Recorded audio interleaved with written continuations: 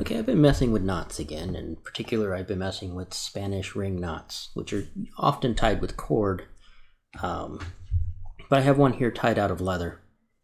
And I was going to talk about how to do these, but then I decided I also need to talk about how these are related to flat braids. Because if you look at this Spanish ring knot, this basic version of it, is actually the same braid, flip it around, as what's on this 5-strand mystery braid that I have here. There is one main difference. This knot has to have a different number of bights, which are the loops at the top. You can count the strands at the top. Than it has of parts, which are, in this case, 5, because it's a 5-strand braid that it looks like. 1, 2, 3, 4, 5. So this little fella sitting here is 1, 2, 3, 4, 5, 6, 7, 8 bights and 5 parts.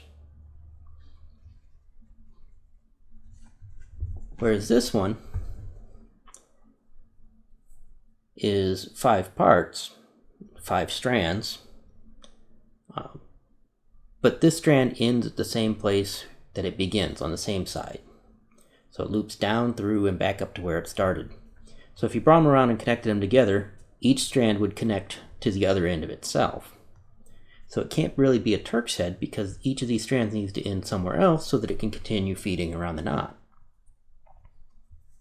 So this actually winds up being, if it was wrapped around and connected together, where you have the one that's connected together would be a bight, 2, 3, 4, and 5. So it's a 5-strand, 5 bight, which means that they all wind up in the same place. So that's one of the rules of Turk's heads, is you have to have a different number of parts than bights. The other rule is that the number of bights and parts can't be something that's divisible by each other. Like you can't have a 3 part 6 bight Turk's head. It won't work because they wind up running into each other. While that's important is because Turk's heads can be built up into other knots and to bigger Turk's heads. And once you learn how kind of the rules work, you can sort of almost make up your own as you go. And that leads us to a 3-strand flat braid. So a 3-strand flat braid is what a 3-part Turk's head is going to look like. In particular, we're going to start with a 3-part 5-bight Turk's head. But before we get into that, I'm going to do a little bit of more cutting some lace. And I'm going to use some 3/8" lace to demonstrate this. Handy little tool for turning scrap into lace is this Australian strander. Gets a little tricky when you get down close to the end. I got a little thin there, so we're going to probably call it. I should have more than enough lace for what I'm planning on doing. And you need to condition up the lace so it's not as stiff. You can use a lot of different things. I've seen saddle soap used. I've seen a lot of different concoctions of braiding soap. What I'm using is something that it's what I had laying around one day when I decided I needed something. And it's a mix of beeswax and olive oil in equal parts. Just heated it all up until it was all liquid and threw it in some jars.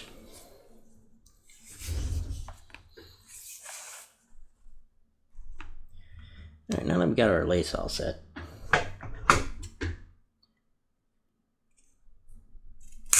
cut off a piece of it. Oh, about a yard long, just for demonstration purposes. I also get a lot of questions about these needles that I use. This is a long jumbo Permalock needle sold by Tandy Leather. You can also get them on Amazon. There's also a lot of guys that sell various needles that are similar for working with paracord that may or may not work as well, depending. They pretty much just screw onto the end of the leather.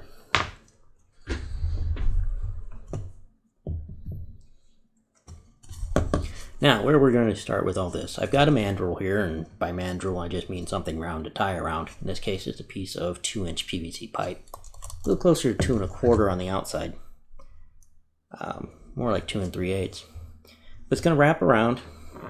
We're going to cross over it. It's going to come back just in front of where we started.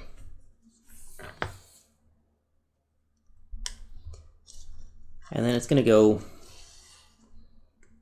under that first strand and over this one. And kind of the rule of this knot, oddly, is that it's always going to be the same strands going under and the same strand going over on these. That'll become important later. But since this strand was over top, it's going to go over top again here. And these are going to want to swap. So you got to watch out for that. But then we're going to go under the bottom strand and over the top strand. And these are already swapped over. So again, we're going to go under the bottom strand and over the top strand. And we're back right where we started. So we could technically take this and just follow right next to it and double it all up if we wanted. Doesn't work as well with flat lace as it does with round cord. Our lace that's as thick as it is. The other thing is, if we decide that this is just too stretched out and we want to tighten everything up and make a tighter braid, we can start adding on to this, because right now this is the 3-part 5-bight Turks head that I was talking about. Looks like a 3-strand flat braid. But let's say we decide that we want to tighten all this up, we want to have more braid going on. We can just keep doing those same last few steps where we bring the strands over top of each other.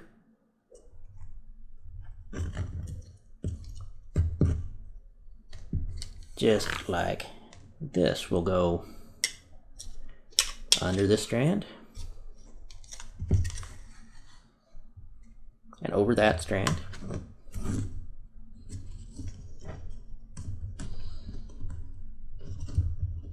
Swap these fellas to where, like I said, that one strand always winds up on top.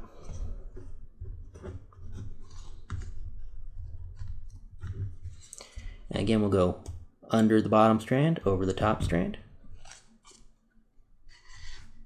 Oops, got a twist in it.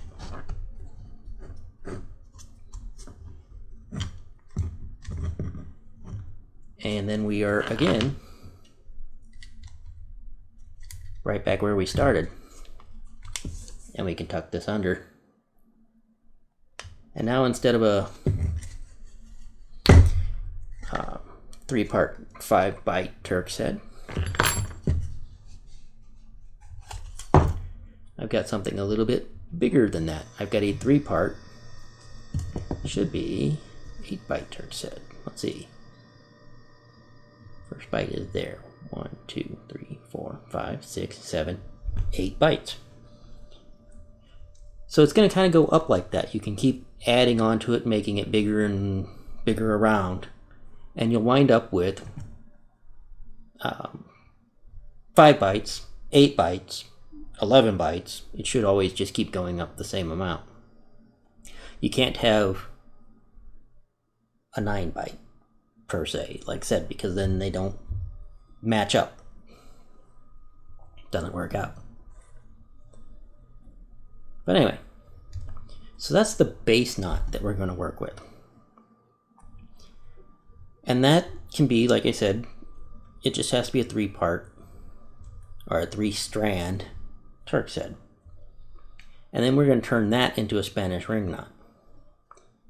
So I only cut myself enough here to do the Turks head I was planning on doing. But I cut plenty of other lace. So we're going to take about, 2 yards of it or so. to do our Spanish ring knot in this size.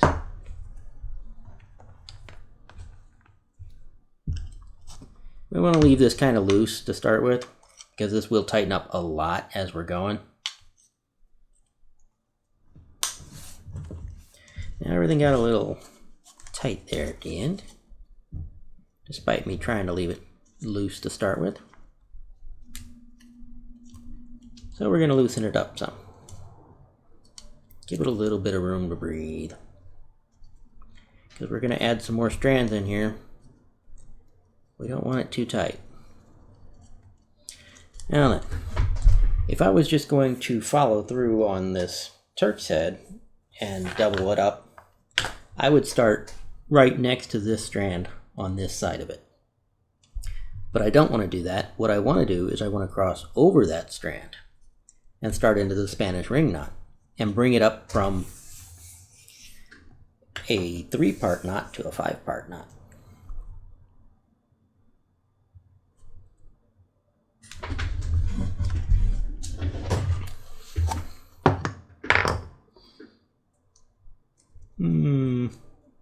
It doesn't look right, so I got something out of whack.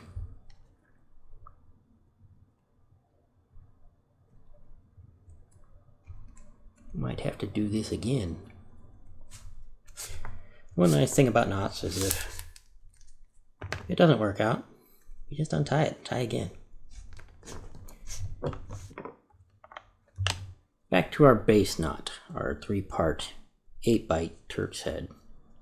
Over these 2 strands, under these 2 strands.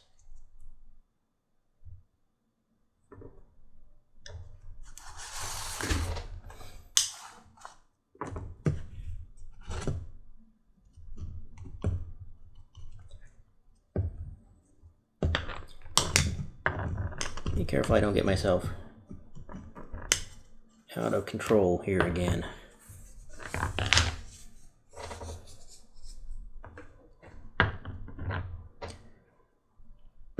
So over 2 strands, under 1. In that case, I think I just said over 2, but I mean under 1, just under that one. So over to these 2 strands, and I'm crossing over. This was our standing in to start with, and I just crossed over it, this strand and the standing in, and I came up right next to it. So again, I'm going to go over these 2 strands. And this is that same first strand that was our standing in. I'm going to come up under that strand. I'm going to be right next to our standing in strand. So I'm going to try and not mess up this time around and stick next to that strand the whole way, which is kind of the rule that I should have been following and wasn't really paying attention to. But I'm going to swap on either side of it each time, because I keep crossing over top of it. So I'm going to cross over top of these 2 strands, and then right next to that same strand I've been following, come up next to it.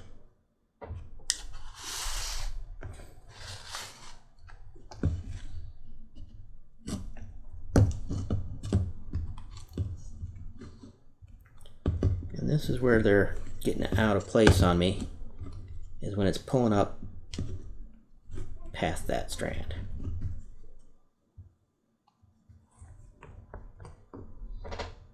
So again, under 2 strands, or over 2 strands, under 1 strand, and wind up next to that same strand.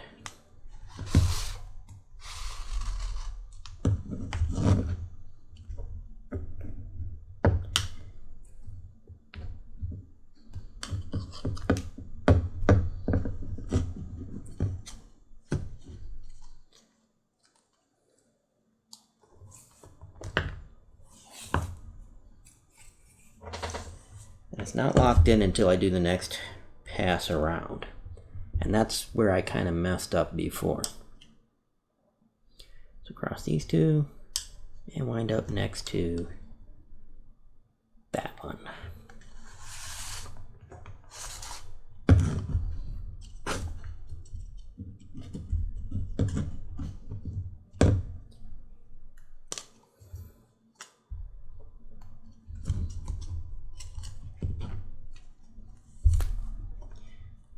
Alright, and I'm just going to keep following kind of around that same general wiggle wobble that I've been doing. Next to that strand, next to this strand. I'm going to cross over that again, and I'm going to wind up this time around coming up under 2 strands, over 2, under 2, and I'm right next to that same strand I've been following the whole time.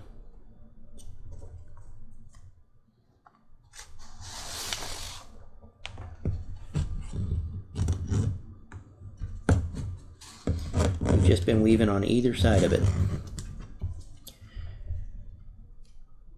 So same thing, gonna wind up near this strand, not right coming out next to it here, but I'm gonna come out in the middle after I go over 2 strands, under 2 strands.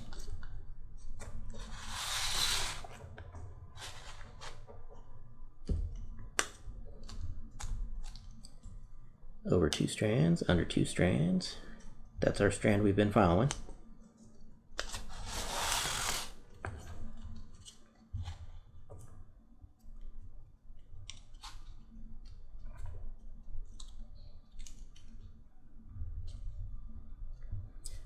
Over these 2 strands, and under these 2 strands. And again, this is the strand we've been next to the whole time.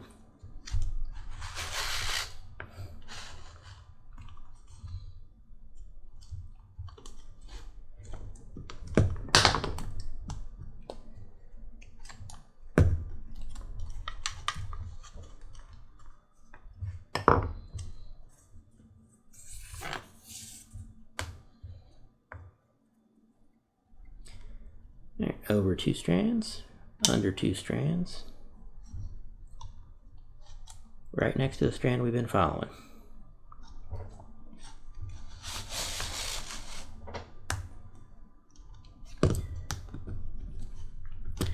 Now this time I was more careful about following the rules. Knots are all about rules. Over 2 strands, I ended where I wanted to. So again, we're just going to kind of stitch underneath of this. Right there with our standing end. Now, let's see where we're at.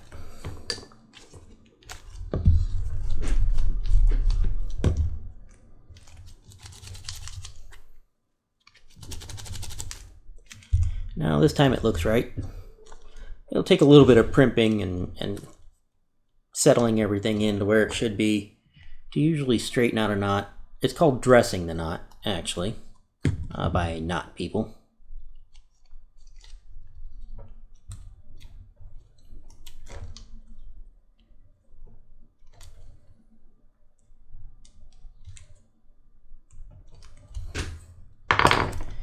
But this is a Spanish ring knot.